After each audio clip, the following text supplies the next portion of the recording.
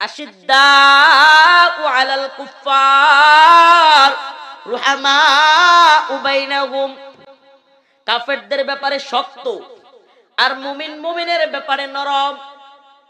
এক ভাই অপর ভাই, বলেন না টঙ্গীর ইজতিমা ময়দানে যে দুই পক্ষ গেল, আমাদের পক্ষ উলামায়ে কেরামের পক্ষ কিংবা যারা অন্য পক্ষ, সত্যি করে বলবেন উলামায়ে কেরাম আছেন এখানে, আওয়ামরা যারা আছেন, কোন পক্ষকে কি আপনি কাফের বলবেন?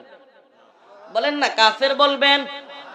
তাইলে আল্লাহ পাক বলেছেন, আল্লাহর রাসূল বলেছেন, কোন মুসলমান আরেক মুসলমানের জান মাল ইজ্জত সম্মান রক্ত সবকিছু হারাম। সবকিছু কি?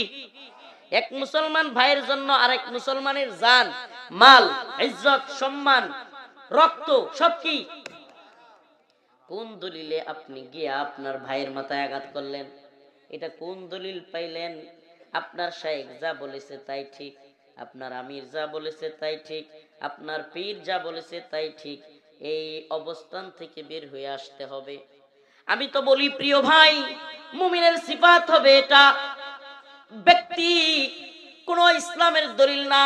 আমরা যারা মুমিন, আল্লাহকে ভালোবাসি, আল্লাহর প্রতি ঈমান এনেছি, আল্লাহর রাসূলের প্রতি ঈমান এনেছি, আমাদের অবস্থান হবে এমন, আমি আমার শাইখকে মানি, আমি আমার বক্তাকে, আমার প্রিয় বক্তা প্রিয় মুফাসসির আমার প্রিয় পীর, আমি সবাইকে মানি যদি আল্লাহ এবং তার কোরআন হাদিস অনুযায়ী চলে।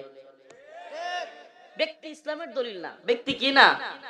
ইসলামের দলিল না। ইসলামের দলিল কি? কথা কয় না। ইসলামের দলিল কোরআন সুন্নাহ। সুবহানাল্লাহ। কোরআন সুন্নাহ অনুযায়ী যদি কেউ কথা বলে আমি মানি, যেটা কোরআন সুন্নাহর ভিতরে নাই আমি সেটা মানি না। এটা ইসলামের দলিল। এটাই ক্বাদ আফলাহাল মুমিনুন। এতক্ষণ কথা বললাম সফল মুমিনদের ব্যাপারে। এবার সফল মুমিনের যে সিফাতগুলো আল্লাহ বর্ণনা করেছেন সেগুলো বলি। আল্লাযীনা হুম ফি সালাতিহিম খাশিউন, আল্লাযীনা হুম ফি সালাতিহিম খাশিউন। মুমিনের সিফাত হলো, মুমিনের গুণাবলী হলো, মুমিন খুশু খুজুর সাথে বিনয়ের সাথে নামাজ পড়ে। সুবহানাল্লাহ বলেন না। বিনয়ের সাথে মুমিন কি করে? খুশু খুজুর সাথে একাগ্র চিত্তে মুমিন নামাজ পড়ে।